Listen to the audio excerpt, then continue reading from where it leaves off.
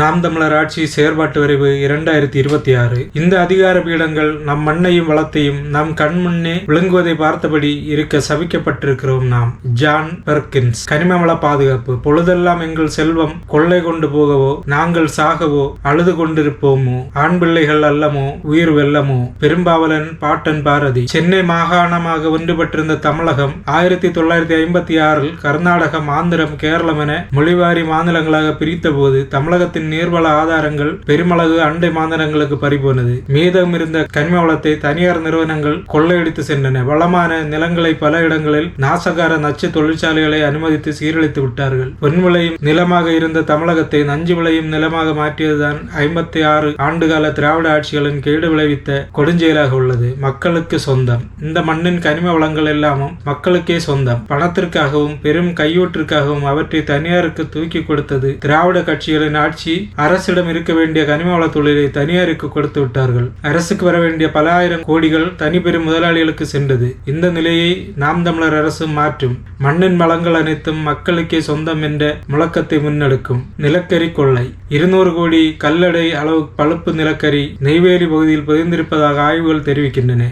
இந்தியாவில் மொத்த பழுப்பு நிலக்கரி இருப்பில் தமிழ்நாடு ஏறத்தாழ 79.3% பங்கை கொண்டுள்ளது. மண்ணின் வளங்கள் எம் மக்களுக்கானது, அது தனி பெரும் முதலாளிக்கானதல்ல. 34,000 கோடிக்கு சந்தை மதிப்பை கொண்ட நெய்வேலி நிலக்கரி நிறுவனம் பல்லாயிரம் கோடி மதிப்பிலான பழுப்பு நிலக்கரி ஆண்டுதோறும் வெட்டி எடுத்துக் கொண்டே இருக்கின்றது. அதனால் அந்த பகுதியின் நீர்வளம், நிலவளம் எல்லாம் சீரழிந்து போனது. மின் உருவாக்கத்திற்காக வெட்டி எடுக்கப்படும் நிலக்கரி பயன்பாடு தமிழ்நாட்டிற்கு மட்டுமின்றி கர்நாடகா, கேரளா, ஆந்திரா, தெலுங்கானா மாநிலங்களுக்கும் போகிறது. ஆனால் நிலக்கரி வெட்டி எடுப்பதால் நமக்கு மட்டுமே தீங்கு விளைகின்றது. மேலும் காலநிலை மாற்றம் உலகத்தை அச்சுறுத்தி கொண்டிருக்கும் சூழலில் காலநிலை மாற்றத்தின் தாக்கத்தை அதிகரிக்கும் புதுப்பிக்க முடியாத ஆற்றலாக கருத்தப்படும் புதைப்படிவ எரிபொருட்களான நிலக்கரி, இயற்கை எரிகாற்று எடுப்பது போன்றவை முற்றாக தடை செய்யப்பட்டு மண்ணின் வளத்தை நாம் தமிழர் அரசு முழுமையாக பாதுகாக்கும். இரும்பு தாது கொள்ளை. திருவண்ணாமலை பகுதியில் பல்லாயிரம் கோடிகள் மதிப்புள்ள இரும்பு தாதுக்கள் கொண்ட கவுத்தி, வேடியப்பன் என மலைகளை ஜுண்டால் நிறுவனம் குறிவைத்தது. அங்குள்ள மக்களிடம் கருத்து கேட்காமல் அதை தாரை வார்த்து கொடுத்தது ஒன்றிய அரசு. அதற்கு மாநில அரசும் உடந்தையாக நின்றது. மலைகளை உடைத்து குடைந்து தாதுக்களை வெட்டி எடுத்து கொள்ளையடித்தால் அப்பகுதி நிலவளம் முற்றாக சீர்குலைந்துவிடும், நீர்வளம் இல்லாமல் போய்விடும். அத்திட்டத்தை எதிர்த்து மக்கள் போராட்டம் வெடித்தது. நாம் தமிழர் கட்சியும் அந்த போராட்டத்தை முன்னெடுத்தது. மக்கள் எதிர்ப்பை பதிவு செய்த ஆட்சியர் முறையான தரவுகளை அரசு கழித்ததன் விளைவாக அப்போதிருந்த அரசு அத்திட்டத்தை தற்காலிகமாக நிறுத்துவதாக அறிவித்தது. ஆனால் நாம் தமிழர் ஆட்சி அமையும் போது அந்த திட்டம் ஒருபோதும் வராமல் இருக்க நடவடிக்கை எடுக்கப்படும். தாது மணல் கொள்ளை. தூத்துக்குடி பகுதியில் நிறைந்துள்ள தீரியம் சொரிந்த மணற்காடுகளை தனியாருக்கு தாரை வார்த்து கொடுத்திருக்கிறார்கள். மோனசைட் தாதுவில் இருந்து பிரித்தளிக்கப்படும் இந்த தூரியம் தான் அணு உலைகளின் முதன்மை பொருளாக பயன்படுத்தப்படுகிறது. மேலும் தென் மாவட்ட கடற்கரை பகுதியில் கார்னெட், இல்மனைட், ரோட்டைல், சிர்கான், மோனசைட், சில்லமனைட் போன்ற அரிய வகைகள் உள்ள மணலையும் தனியாருக்கு தாரை வார்த்து கொடுத்து விட்டார்கள். வெறும் கையூட்டுக்காக மட்டுமே திராவிட கட்சிகளின் ஆட்சி நம் வளங்கள் சூறையாடப்படுவதை வேடிக்கை பார்த்தபடி இருக்கின்றது. கருங்கல் கொள்ளை. மதுரை மாவட்ட பகுதிகளில் கருங்கல் வெட்டி எடுப்பதில் மலைகள் எல்லாம் சூறையாடியது ஒரு தனியார் நிறுவனம். இந்த தொன்ம சின்னங்கள் எல்லாம் உடைக்கப்பட்டன.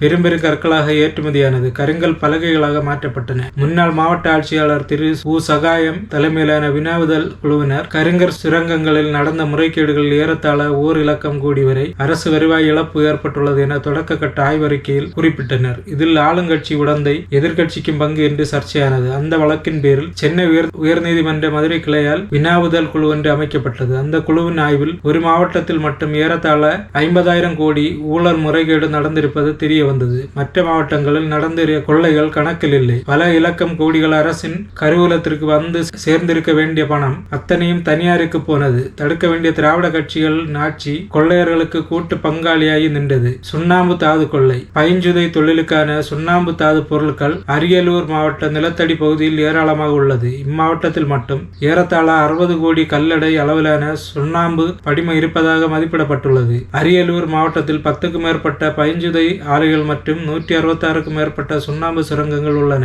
தமிழ்நாட்டில் உள்ள தொல்லுயிர் எச்சங்களை கொண்ட சுண்ணாம்பு கல் இருப்பில் அரியலூர் மாவட்டத்தின் பங்கு மட்டும் ஏறக்குறைய 90% ஆகும். இதை மிக குறைந்த தொகைக்கு தனியாரிடம் கொடுத்தார்கள். குத்தகை இல்லாத இடங்களிலும் சுரங்கம் தோண்டி எடுத்து கொள்ளையடிக்கிறது தனியார் நிறுவனம். நிறுவனம். இதனால் பல்லாயிரம் கோடிகள் கொள்ளை போகிறது. கேட்க வேண்டிய அரசுகள் வேடிக்கை பார்க்கிறது. இதில் மட்டுமே பல்லாயிரம் கோடி அரசுக்கு இழப்பு ஏற்படுகின்றது. மேற்கு தொடர்ச்சி மலை இந்தியாவின் மேற்கு கடற்கரை பகுதியில் ஏறக்குறைய 1600 ஆயிரமாத்திரி நீளமுள்ள மேற்கு தொடர்ச்சி மலைகள் ஏராளமான கனிம வளங்கள் குவிந்து கிடக்கின்றன. இதில் பெருமளவு ஏற்கனவே சுரண்டப்பட்டுவிட்ட நிலையிலும் எஞ்சியுள்ள பெருமழை நீரையும் உள்வாங்கிக் கொள்ளும் சோலை காடுகள், புல்வெளி காடுகள், வற்றாத சிற்றோடைகளும் ஆறுகளையும் தந்து கொண்டிருக்கும் மலைக்காடுகள் என மொத்த வளத்தையும் கைப்பற்றி தனியாருக்கு கொடுக்க திட்டம் போட்டு வருகிறது ஒன்றிய அரசு. அதற்கு இந்த திராவிட கட்சிகளின் ஆட்சியும் துணை போனபடி இருக்கின்றது. ஆற்று மணல் கொள்ளை காவிரி, தாமிரபரணி, பாலாறு, வைகை, வெள்ளாறு, மணிமுத்தாறு, தென்பெண்ணை ஆறு உள்ளிட்ட தமிழகத்தின் முதன்மை ஆறுகள் அனைத்தும் மணற் கொள்ளையர்களால் பால்பட்டு போயிருக்கின்றன. முப்பருவ